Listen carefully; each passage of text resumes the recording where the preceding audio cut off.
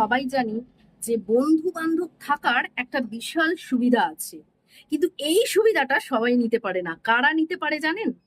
যারা এক বন্ধুর খোঁজ খবর নিল কি নিল না সারা বছর তার ঠিক নেই, কিন্তু ঠিক উৎসব অনুষ্ঠানের দিনে তার বাড়িতে গিয়ে হাজির হয়ে যায় একটু যদি ভালো মন্দ খেতে পাওয়া যায়।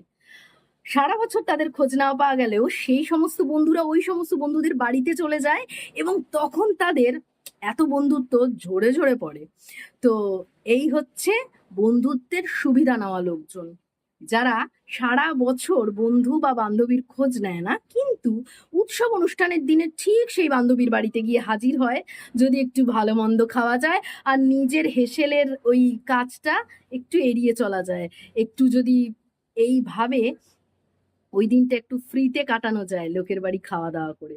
তো এইরকম যদি তোমাদেরও বন্ধু বান্ধব থাকে তোমাদের গ্রুপে কোথাও, তাকে ট্যাগ করে দিতে পারো।